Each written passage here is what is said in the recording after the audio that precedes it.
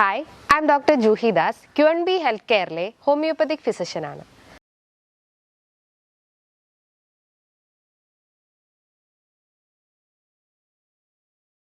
നമ്മുടെ ശരീരത്തിൽ കോടാനുകോടികൾ നാഡീഞരമ്പുകളുണ്ട്.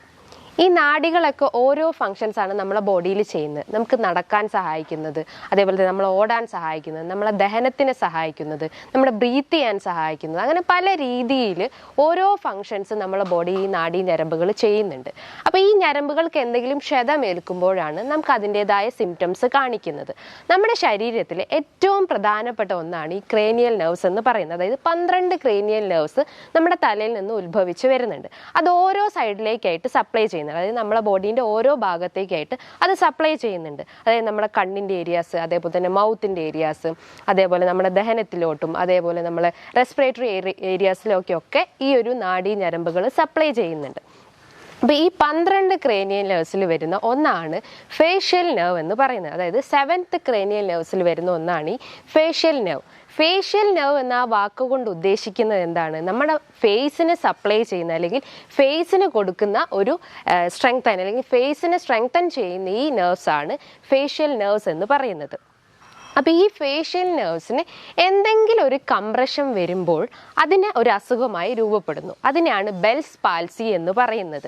അതായത് ഈ 7th ക്രേനിയൽ നെർവ്സ് ആയിട്ടുള്ള ഫേഷ്യൽ നെർവ്സ് ഡാമേജ് ആകുമ്പോൾ നമ്മുടെ ഫേസിൽ എസ്പെഷ്യലി ഈ ഒരു റീജിയണിലായിട്ട് സിംറ്റംസ് കാണിക്കുന്നു. സിംറ്റംസ് എന്ന് പറയുമ്പോൾ മെയിനായിട്ട് ഫേസിന് ഭയങ്കരമായിട്ട് ഒരു വീക്ക്നെസ് അനുഭവപ്പെടുന്നു. ഈ ബെൽസ് പാൽസി എന്ന് പറയുമ്പം ഐദർ അത് റൈറ്റ് സൈഡിലാവാം അല്ലെങ്കിൽ അത് ലെഫ്റ്റ് സൈഡിലും എഫക്റ്റ് ചെയ്യാം.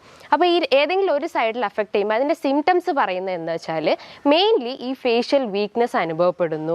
നമ്മൾ നോർമലി നമ്മളെ ഐസ് അല്ലെങ്കിൽ ഐസ് ഇങ്ങനെ ടിച്ചിങ് അല്ലെങ്കിൽ ജസ്റ്റ് അടയ്ക്കാനൊക്കെ നമുക്ക് നോർമലി പറ്റുന്നുണ്ട്. പക്ഷേ ഈ ഒരു കേസ് വന്നു കഴിഞ്ഞാൽ ഈ ഒരു ഐസ് കംപ്ലീറ്റ് ആയിട്ട് അത് ഓപ്പൺ ചെയ്തിരിക്കുന്നു. അതായത് നമുക്ക് ക്ലോസ് ചെയ്യാൻ പറ്റാത്തൊരവസ്ഥ വരുന്നു. അതേപോലെ തന്നെ മറ്റൊരു ലക്ഷണം എന്ന് പറഞ്ഞു കഴിഞ്ഞാൽ നമുക്ക് വായൻ്റെ അകത്ത് ഇടയ്ക്കിടയ്ക്ക് സലൈവ വരുന്നു. അതായത് ഡ്രൂളിങ് ഓഫ് സലൈവ എന്ന് പറയുന്നു. നമുക്ക് ഹോൾഡ് വെക്കാൻ പറ്റുന്നില്ല. അതായത് സലൈവ നമ്മളെ വായ്ക്കകത്ത് ഹോൾഡ് ചെയ്യാൻ പറ്റാത്തൊരവസ്ഥ വരുന്നു. അപ്പം വായ കൂടെ ഇങ്ങനെ സലൈവ ഡ്രൂൾ ചെയ്തു പോകും അല്ലെങ്കിൽ ഒഴുകി പോകുന്ന ഒരു അവസ്ഥ വരുന്നു. അതേപോലെ നമ്മൾ ഫേസ് ഒരു സൈഡിലേക്ക് കോടി പോകുന്നു. ജസ്റ്റ് ഒരു ഇങ്ങനെ ഫേസും ഈ ഒരു നോസും അതേപോലെ തന്നെ നമ്മുടെ ഈ ഒരു മൗത്തും ഒരു സൈഡിലേക്ക് ഇങ്ങനെ കോടി പോകുന്ന ഒരു അവസ്ഥ വരുന്നു. അത് ഒന്നെങ്കിൽ റൈറ്റ് സൈഡ് ആവാം അല്ലെങ്കിൽ അത് ലെഫ്റ്റ് സൈഡിലേക്കാവാം. അതേപോലെ തന്നെ ഭയങ്കര ഒരു പെയിൻ അനുഭവപ്പെടുന്നു. ഫേസിൻ്റെ ഈ ഒരു റീജിയണിൽ ഭയങ്കരമായിട്ട് ഒരു പെയിൻ അനുഭവപ്പെടുന്നു. ഒരു സ്റ്റിഫ്നെസ് ഫീലിംഗ് ഉണ്ടാവുന്നു. ഭയങ്കര ഒരു വീക്ക്നെസ് ഫീലിങ്സ് ഉണ്ടാവുന്നു. അതേപോലെ നമ്മുടെ ടേസ്റ്റിൽ, അതായത് നാക്കിൻ്റെ അകത്തിൽ ആ ഒരു ടേസ്റ്റ് സെൻസേഷൻ തന്നെ നഷ്ടപ്പെട്ടുകൊണ്ടിരിക്കുന്നു. അപ്പോൾ ഇത്തരം സിംറ്റംസ് ആണ് മെയിൻലി ഇത്തരം ബെൽസ് പാൽസി കേസസിൽ പേഷ്യൻസ് വന്ന് പറയാറ്. ഈ ഒരു കേസ് ഒരുപാട് സെലിബ്രിറ്റീസിനെയൊക്കെ അഫക്റ്റ് ചെയ്തിട്ടുണ്ട്. അപ്പോൾ അത് വരാനുള്ള കാരണങ്ങൾ എന്തൊക്കെയാണെന്ന് നമുക്ക് ഇവിടെ നോക്കാം. നമുക്കറിയാം നമ്മുടെ ശരീരത്തിൽ ഏറ്റവും പ്രധാനപ്പെട്ട ഒന്നാണ് ഈ നെർവ്സ് എന്ന് പറയുന്നത്. നെർവ്സ് എന്ന് പറയുമ്പോൾ അത് സെൻസറി നെർവ്സ് ഉണ്ട്, അതേപോലെ തന്നെ മോട്ടോർ നെർവ്സ് ഉണ്ട്, ഓട്ടോണോമിക് നെർവ്സ് ഉണ്ട്. സെൻസറി നെർവ്സ് എന്ന് പറയുമ്പോൾ എന്തൊക്കെയാണ്? നമുക്ക് ടച്ച്, അതേപോലെ തന്നെ പെയിൻ, പ്രഷർ, ഇത്തരം സെൻസേഷനെ സഹായിക്കുന്ന ഒന്നാണ് ഈ സെൻസറി നെർവ്സ് എന്ന് പറയുന്നത്. അതേപോലെ തന്നെ മോട്ടോർ നെർവ്സ് എന്ന് പറയുമ്പോൾ എന്തൊക്കെയാണ്? നമ്മുടെ മൂവ്മെൻറ്റ്സ്, അതായത് മസിൽസ് മൂവ്മെൻറ്റ്സിന് സഹായിക്കുന്നതാണ് മോട്ടോർ നെർവ്സ് എന്ന് പറയുന്നത്. നമുക്കൊന്ന് ഓടാനും ചാടാനും ഒരു സാധനം ലിഫ്റ്റ് ചെയ്യാനും ഒക്കെ സഹായിക്കുന്ന ഒന്നാണ് ഈ മോട്ടോർ നെർവ്സ് എന്ന് പറയുന്നത്.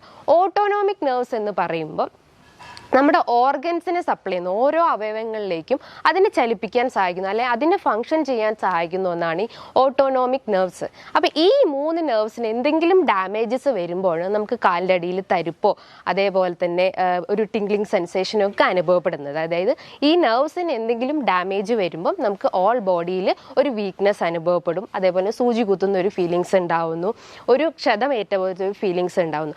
അങ്ങനെ ഒന്നാണ് ഈ ബെൽസ് പാൽസി എന്ന് പറയുന്നത്. അപ്പം മെയിനായിട്ട് അതിൻ്റെ റീസൺസ് എന്ന് പറയുമ്പോൾ അല്ലെങ്കിൽ അത് വരാനുള്ള കാരണങ്ങൾ എന്ന് പറയുമ്പം പ്രമേഹ രോഗികളിൽ കാണപ്പെടുന്നുണ്ട്. അതായത് അതിശക്തമായിട്ടുള്ള ഷുഗർ കണ്ടന്റ് കൂടുതലാണെങ്കിൽ അല്ലെങ്കിൽ രക്തത്തിൽ പഞ്ചസാരേൻ്റെ അളവ് കൂടുതലാണെങ്കിലും ഇത്തരം സിംറ്റംസ് ഡെവലപ്പ് ചെയ്യാനുള്ള ഒരു ചാൻസസ് ഉണ്ട്. നമുക്കറിയാം പ്രമേഹ രോഗികൾ ഏറ്റവും കൂടുതൽ പറയുന്ന ഒരു ലക്ഷണം എന്ന് പറയുന്നത് കാലിൻ്റെ അടിയിൽ ഭയങ്കരമായിട്ട് സൂചി കുത്തുന്ന പോലെ ഒരു ഫീലിംഗ് ഉണ്ടാവുന്നു, മുളക് അരച്ച് തേച്ച ഒരു ഫീലിങ്സ് ഉണ്ടാവുന്നു, ഒന്ന് ചെരുപ്പിടാൻ പറ്റുന്നില്ല, സൂചി കുത്തുന്ന പോലെ അല്ലെങ്കിൽ ഒരു പിൻ ആൻഡ് നീഡിൽ സെൻസേഷൻ ഫീലിങ്സ് ഉണ്ടാവുന്നു. ഇതിൻ്റെ ഒരു റീസൺ എന്ന് പറയുമ്പോൾ അവരെ കാലിൻ്റെ അടിയിലുണ്ടാവുന്ന നെർവ് ഫൈബേഴ്സ് വീക്കാവുന്നു. അതായത് അതിശക്തമായിട്ടുള്ള ബ്ലഡ് ഷുഗർ കാരണം നെർവ് ഫൈബേഴ്സ് വീക്കാവുന്നു. അപ്പോൾ അത് കൃത്യമായിട്ട് അവിടെ സ്ട്രെങ്തൻ ചെയ്യുന്നില്ല, അല്ലെങ്കിൽ കൃത്യമായിട്ട് അത് പ്രവർത്തിക്കാത്തൊരവസ്ഥ വരുന്നു. അതുമൂലമാണ് അവർക്ക് കാലിൻ്റെ അടിയിൽ എസ്പെഷ്യലി തരിപ്പ് ഉണ്ടാവുന്നു, കൈകൾക്കൊക്കെ ഒരു മരവിപ്പ് പ്രശ്നങ്ങൾ ഉണ്ടാവുന്നു. ഇത്തരം ലക്ഷണങ്ങൾ ഉണ്ടെങ്കിൽ നിങ്ങളുടെ ശരീരത്തിൽ പഞ്ചസാരേൻ്റെ അല്ലെങ്കിൽ രക്തത്തിൽ പഞ്ചസാരേൻ്റെ അളവ് കൂടിയിട്ടുണ്ടെന്ന് മനസ്സിലാക്കാം. അപ്പം പ്രമേഹം ഇതിൻ്റെ ഒരു റീസൺ ആയിട്ട് നമുക്ക് പറയാം. രണ്ടാമതായിട്ട് നമുക്ക് പറയേണ്ടത് ഹൈപ്പർ ടെൻഷനാണ്. അതായത് ഈ ശക്തമായിട്ടുള്ള രക്തസമ്മർദ്ദം ഉണ്ടെങ്കിലും ഈ നെർവ് ഫൈബേഴ്സ് വീക്ക് ആവാനുള്ള ഒരു ചാൻസസ് ഉണ്ട്. മറ്റൊരു പ്രധാനപ്പെട്ട ഒരു കാരണം എന്ന് പറഞ്ഞു കഴിഞ്ഞാൽ എസ്പെഷ്യലി ഇത് ഫേസിലാണ് അഫക്റ്റ് ചെയ്യുന്നതെന്ന് ഞാൻ പറഞ്ഞു. അപ്പോൾ ഫേസിന് എന്തെങ്കിലും ഒരു ഇഞ്ചുറി സംഭവിക്കുമ്പോൾ അല്ലെങ്കിൽ ഒരു ക്ഷതമേൽക്കുമ്പോഴൊക്കെ ആ നെർവ് ഫൈബേഴ്സ് ഡാമേജ് ആവും. അപ്പോൾ അതിന് അവിടെ ഫങ്ഷൻ ചെയ്യാൻ പറ്റാത്തൊരവസ്ഥ വരുന്നു. അതേപോലെ തന്നെ മറ്റൊരു റീസൺ എന്ന് പറയുന്നത് പ്രഗ്നന്റ് ലേഡീസിൽ, അതായത് ഗർഭാവസ്ഥയിലുള്ള സ്ത്രീകൾക്കും ഇത്തരം കണ്ടീഷൻസ് ഡെവലപ്പ് ചെയ്യാനുള്ളൊരു ചാൻസസ് ഉണ്ട്. അതേപോലെ നിങ്ങൾക്ക് എന്തെങ്കിലും റെക്കറൻ്റ് ആയിട്ട് ഇൻഫെക്ഷൻസ് വരുന്നുണ്ടെങ്കിൽ, എസ്പെഷ്യലി വൈറൽ ഇൻഫെക്ഷൻസ്, അതായത് ഹെർപ്പസ് സോസ്റ്റർ പോലത്തെ വൈറൽ ഇൻഫെക്ഷൻസ് റെക്കറൻ്റ് ആയിട്ട് വന്നുകൊണ്ടിരിക്കുന്നുണ്ടെങ്കിലും അതുമൂലവും നമ്മുടെ ഈ നെർവ് ഫൈബേഴ്സ് അല്ലെങ്കിൽ നാഡീ ഞരമ്പുകൾ വീക്ക് ആവുന്ന ഒരു അവസ്ഥ വരുന്നു. അപ്പോൾ അതുമൂലം നമുക്ക് ഈ ഫേസിൽ സിംറ്റംസ് ഡെവലപ്പ് ചെയ്യാനുള്ളൊരു ചാൻസസ് ഉണ്ട്. അപ്പം ഇത്തരം റീസൺസ് ആണ് ഈ ബെൽസ് പാൽസി വരാനുള്ളതെന്ന് നമുക്ക് പറയാം. അപ്പം നമുക്ക് ഇത് എങ്ങനെ, ചില ആളുകൾ ചോദിക്കും ഈ ബെൽസ് പാൽസിയും അതേപോലെ തന്നെ സ്ട്രോക്കും നമുക്ക് എങ്ങനെ ഐഡൻറ്റിഫൈ ചെയ്യാൻ പറ്റും. നമുക്കറിയാം സ്ട്രോക്ക് വരാനുള്ള കാരണങ്ങൾ എന്ന് പറയുമ്പം അതിശക്തമായിട്ടുള്ള രക്തസമ്മർദ്ദം നമുക്ക് പറയാം, അതിശക്തമായിട്ടുള്ള എന്തെങ്കിലും സ്ട്രെസ്സോ അല്ലെങ്കിൽ ടെൻഷനുള്ള ആളുകൾക്ക്, അതേപോലെ തന്നെ അതിശക്തമായിട്ടുള്ള കൊളസ്ട്രോൾ, ശരീരത്തിൽ കൊളസ്ട്രോളിൻ്റെ അളവ് കൂടിക്കഴിഞ്ഞാലും ഈ സ്ട്രോക്ക് വരാനുള്ള ഒരു ചാൻസസ് ഉണ്ട്. അപ്പം അതിശക്തമായിട്ടുള്ള ഈ ഒരു ഹൈ സ്ട്രെസ്സ് അതേപോലെ തന്നെ ഹൈ കൊളസ്ട്രോൾ ഒക്കെയാണ് ഈ ഒരു സ്ട്രോക്ക് വരാനുള്ള മെയിൻ റീസൺസ് എന്ന് പറയാം. അപ്പം സ്ട്രോക്കിനെയും ബെൽസ് പാൽസിനെയും നമുക്ക് എങ്ങനെ ഐഡൻറ്റിഫൈ ചെയ്യാമെന്ന് നോക്കാം. നമ്മൾ ജസ്റ്റ് ഒന്ന് ഹാൻഡ് ഫ്രണ്ടിലോട്ട് ലിഫ്റ്റ് ചെയ്യുക, ഹാൻഡിലോട്ട് ഒരു 10 സെക്കൻഡ്സ് ഹാൻഡ് ഫ്രണ്ടിലോട്ട് ഇങ്ങനെ റേസ് ചെയ്ത് നിർത്തുക. എന്നിട്ട് ജസ്റ്റ് ഒന്ന് ഹോൾഡ് ചെയ്ത് നിർത്തുമ്പം നമ്മൾ ഈ ഒരു ഫേസ് ഒരു സൈഡിലേക്ക് ഇങ്ങനെ കോടി പോവുകയാണെങ്കിൽ അത് ബെൽസ് പാൽസി ആണെന്ന് പറയാം. പകരം നമ്മുടെ കൈ ജസ്റ്റ് തനിയെ ഇങ്ങനെ ഇൻവോളണ്ടറി ആയിട്ട് അത് ജസ്റ്റ് ഡ്രോപ്പ് ചെയ്ത് പോവുകയാണെങ്കിൽ അത് സ്ട്രോക്കിൻ്റെ ലക്ഷണങ്ങളാണെന്ന് മനസ്സിലാക്കാം. അപ്പോൾ നിങ്ങൾക്ക് ബെൽസ് പാൽസി ആണോ സ്ട്രോക്ക് ആണോ എന്നറിയാൻ വേണ്ടിയിട്ട് ഈ ഒരു പ്രൊസീജിയർ ചെയ്ത് കഴിഞ്ഞാൽ നമുക്ക് മനസ്സിലാക്കാൻ പറ്റുന്നതാണ്.